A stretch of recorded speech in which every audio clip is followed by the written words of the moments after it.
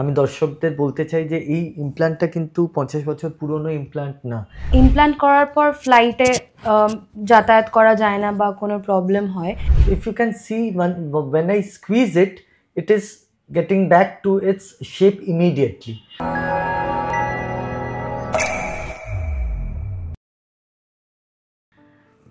Welcome back to our channel. আমরা অনেক দিন পরেই আবার ফেরত আসছি ডক্টর ঘোষের সাথে। আর আজকের আমাদের টপিক হচ্ছে ব্রেস্ট অগমেন্টেশন। আপনি কি আমাদের দর্শকদের জানাতে চাইছেন এই টপিকটা নিয়ে? দেখুন, এটা একটা এমন টপিক যেটা নিয়ে সবাই জানতে চান কিন্তু ডিসকাস করতে চান না। আর তার মেইন রিজন হলো this include some private part surgeries and procedures.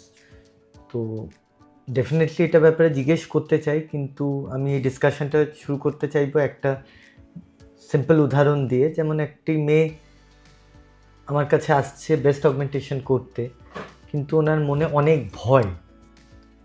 তো এই ভয় রিলেটেড আছে অনেক কটা প্রশ্ন নিয়ে। তো সেই প্রশ্নগুলোই উই ক্যান ডিসকাস, কেন কি এইগুলো সবারই জানা দরকার যে there are many misconceptions related to breast augmentation. ওকে, যেটার মধ্যে ফার্স্ট কোয়েশ্চেন হতে পারে, আমাদের শরীরের মধ্যে একটা ফরেন বডি আমরা সার্জারির মাধ্যমে ঢোকাচ্ছি, তো সেই ক্ষেত্রে কি কি প্রিকশনস বা কি কি হতে পারে আর কি? দেখুন, এটা একটা আমাদের সিলিকন ইমপ্ল্যান্ট, যেটা আমরা ব্রেস্টে ইনক্লুড অপারেট করার সময় ইউজ করি, সিলিকন ব্রেস্ট ইমপ্ল্যান্ট বলি। এটা ছাড়া আরেকটা অপশন হয় ফ্যাট গ্রাফটিং। তো দুটো অপশন মেইনলি আমরা ইউজ করি, একটা হলো সিলিকন ইমপ্ল্যান্ট, আরেকটা হলো ফ্যাট। আরেকটা হলো যেখানে আমরা দুটো কম্বাইন করি। এগুলো হলো সার্জিক্যাল প্রসিজার। এবার কারু ক্ষেত্রে যারা ইমপ্ল্যান্ট ইউজ করতে চায় না, তাদের ক্ষেত্রে আমরা ফ্যাটটা ইউজ করি। এবার প্রথমে আমি বলি ইমপ্ল্যান্টের ব্যাপারটা। যেমন আপনি জিজ্ঞেস করলেন যে ইমপ্ল্যান্ট মানে ফরেন বডি ইউজ করলে কোনো সাইড এফেক্ট। দেখুন, এই ইমপ্ল্যান্টটা খুব ভালো implant, these are good quality implants. আমি দর্শকদের বলতে চাই যে এই ইমপ্ল্যান্টটা কিন্তু 50 বছর পুরনো ইমপ্ল্যান্ট না।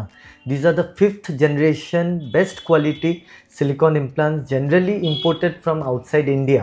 এই ইমপ্ল্যান্টগুলো কিন্তু খুব ফ্লেক্সিবল, খুব ডিউরেবল, খুব হাই টেনসাইল স্ট্রেংথ থাকে।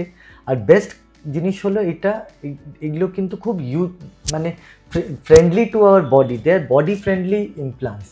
So if you can see when I squeeze it, it is getting back to its shape immediately. So this is the beauty of this kind of implant, which is like it folds but again unfolds. মানে নিজের মতন fold হয়ে যাচ্ছে কিন্তু আবার নিজের মতো unfold হচ্ছে। তো এইগুলো না আমাদের ব্রেস্টে যখন আমরা ভালো করে এটাকে ইনসার্ট করি, it gives a natural result. এবার আগেকার দিনে যেই ফার্স্ট জেনারেশন সেকেন্ড জেনারেশন ইমপ্ল্যান্টগুলো ছিল সেগুলো খুব হার্ড হতো। এই ইমপ্ল্যান্টগুলো অনেকটা সফট, অনেকটা বডি ফ্রেন্ডলি, যেমন আমি বললাম। আরেকটা জিনিস হলো এগুলো অনেকটা দিন লং লাস্টিং আগেকার দিনের ইমপ্ল্যান্টস থেকে। একটা মিথ আছে যে ইমপ্ল্যান্ট করার পর ফ্লাইটে যাতায়াত করা যায় না বা কোনো প্রবলেম হয়, সেটার ক্ষেত্রে কি আপনার কিছু বক্তব্য আছে? একটা মিথ আছে, that is a myth, this is not a true statement. Definitely ফ্লাইটে ইমিডিয়েটলি যাওয়াটা একটু অ্যাভয়েড করলে ভালো, কিন্তু হ্যাঁ ডেফিনেটলি 4-5 দিন পর, 5-7 ডেজ পর কোনো অসুবিধা নেই। বেস্ট ইজ আফটার 3 উইকস, যখন একটা ক্যাপসুল তৈরি হয়ে যায়। কিন্তু দেখুন, অনেক আউটস্টেশন পেশেন্টরা আসে যারা বাইরের থেকে আমাদের কাছে আসে অপারেশন করাতে আসেন, তো they have to fly immediately after 3-4 days. তখন train travelling by train becomes little difficult, we all are working. তো সেই ক্ষেত্রে it is not a contraindication, ওনাকে আমরা বলি না যে আপনি ফ্লাইটে যাবেন না, আপনি যেতেই পারেন, কিন্তু হ্যাঁ definitely go with proper protection, wear a tight innerwear, get it supported with a tight innerwear, যাতে there is not much of jerking and okay. And এরকম কি স্পেসিফিক কোনো পেশেন্ট আছে যারা করতে পারে বা করতে পারে না, এরকম কোনো স্পেসিফিক? দেখুন, এইটা একটা খুব ভ্যালিড প্রশ্ন, it's a very relevant question, but to be honest anybody can go for silicon implant. Obviously একটা 15 বছরের মেয়ে, তার এখনো গ্রোথ কমপ্লিট হয়নি, সে পারবে না। Generally above 60 we avoid. Okay. My highest age of patient with whom I have used implant is 58. Okay. তো এই জেনারেলি এক্সট্রিমস অফ এজে আমরা অ্যাভয়েড করি।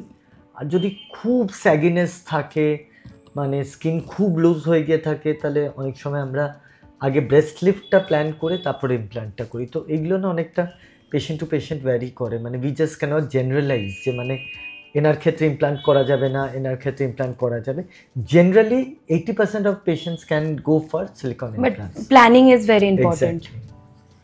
ওকে, আর দর্শকদের জন্য কোনো মেসেজ বা কিছু আপনি কনভে করতে চান যারা ইন্টারেস্টেড আছেন? দেখুন, আমাকে বলার সুযোগ দিলে তো আমি 1 ঘন্টা বলতে থাকবো, but if I want to make it very short, যাদের ক্ষেত্রে those who are suffering from less confidence because of their breast size, the kind of females who find their breast little smaller than what they expect to be, please don't hesitate to get a consultation by any plastic surgeon.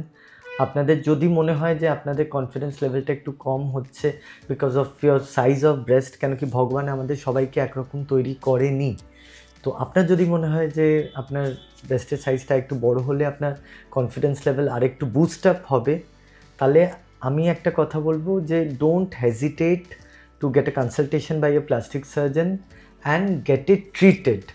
এবার আপনি silicon implant করাবেন কি fat grafting করাবেন কি দুটো combine করে করাবেন, সেটা leave it on him, let him decide. উনি দেখে আপনাকে প্ল্যান করে he will give you the best planning. তো যদি আপনার মনে হয় যে আপনার ব্রেস্টে কোনো সমস্যা হচ্ছে, go for it, gate it treated, দেখবেন আপনার কনফিডেন্স লেভেল এখান থেকে এখানে উঠে আসবে। আর ডক্টর ঘোষ তো আছেনই আপনাদের সাথে আপনার সব রকম কনফিউশন দূর করার জন্য। তো stay tune and B with us.